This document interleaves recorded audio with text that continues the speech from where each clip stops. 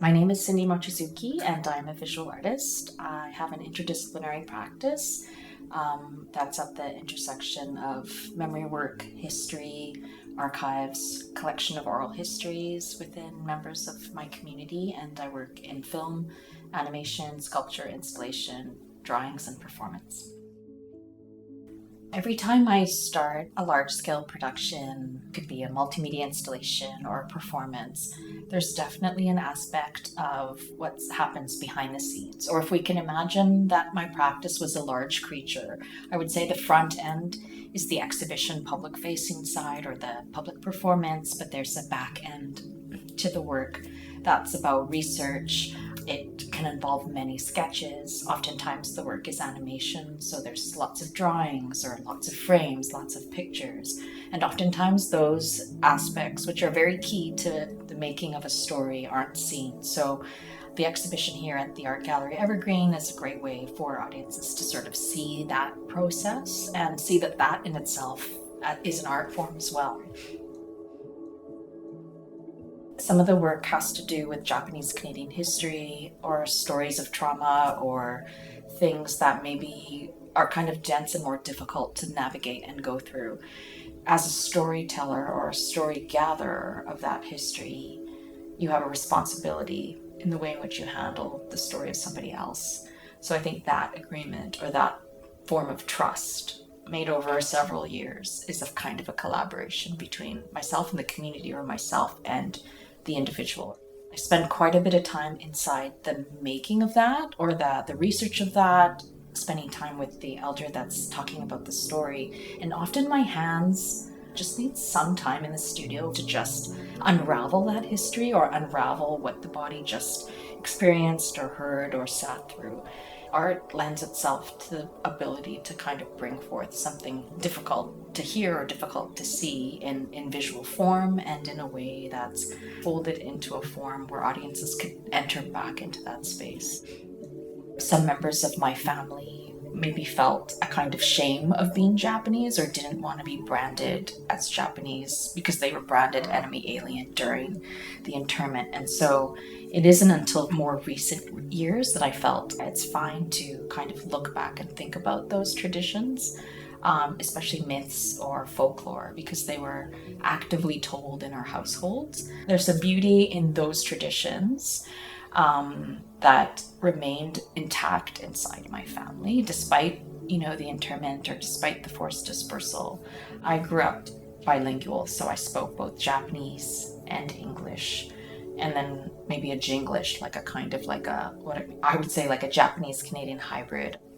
In my work, I think I try to write that back in, and often my scripts could be written in the tongues of how you would speak them, even in maybe like the parsing of the words. It's also a history where not a lot was spoken, so silence is kind of big, but then also silence is so full with nonverbal elements. And so potentially maybe in my animation or my performance, there could be long gaps where something happens, where it's just you and the objects, you and the performer, you and the music, and that's okay. And I think that is sort of an aesthetic that's woven through all my work.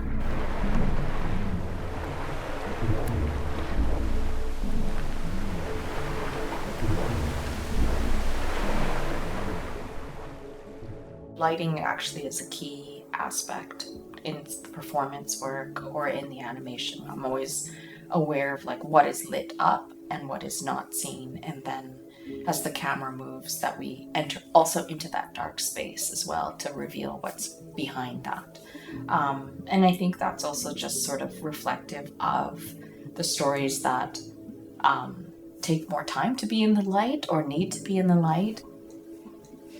A work that I'm developing, 13 feet 2 inches between us, there is a undersea kind of abalone diver world that we're making. And for that piece, which also has quite a bit of dense history on my grandfather and his brother and two other sub-characters, I started to produce a whole bunch of these clay magical creatures. It's mostly just an exercise to make and build and to release something in a loop. I hope that it conveys a kind of like an endurance or a kind of labor and the accumulation of that and the kind of unplanned magic that came out of it. I'm very interested in magical realism through my research of kind of historic work and work in archives that's very much located in the real. I'm always interested in disrupting that space by kind of creating some other either portal or a kind of moment that's heightened through something that's fantastical. And so I've done an earlier performance called Morco, where I interviewed, I think, 60 people about what monster means to them, which I think is basically a call to ask, like, what do we in contemporary society now fear, and how does that fear get manifested? Processes like Magic School and Fortune House are quick iterations of a drawing that were made in exchange with an individual that came to the gallery for a fortune reading, and so I'm quickly just drawing. All those things to me are very exciting when building a story or telling a difficult aspect of history. I could turn history around and throw in the monster and demon to change the course of time. So I think I use that the creature in that sense. It's a disruptive but a powerful tool inside the making of something imaginary.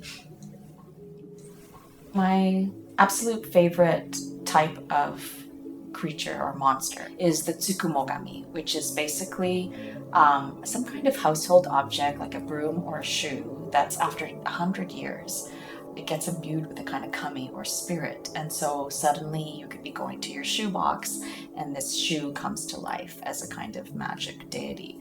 And very recently I've been very interested in making puppets, and I love this idea that a household object can just sort of transform and take on this kind of human-like form.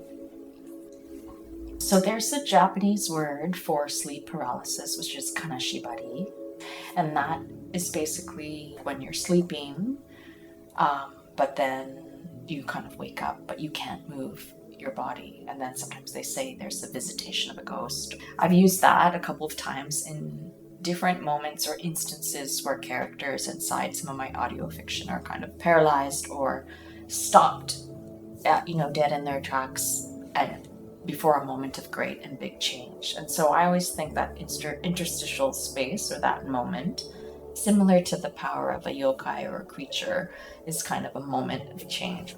The layered practice that I have, a single drawing or an accumulation of drawings can make up something like an animation.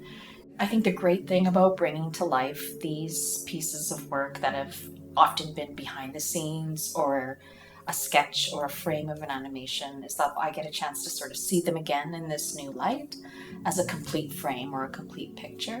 That early work that you do in your studio and all the prelim preparation stuff is also kind of like very fruitful, and some of the best images, some of the best things may come out of that creation moment. So I hope people could take away that micro look at a process where the end result is this kind of larger multimedia work that we wouldn't, we would forget about seeing these other elements. So I hope people could take away a kind of snapshot of my process in that sense.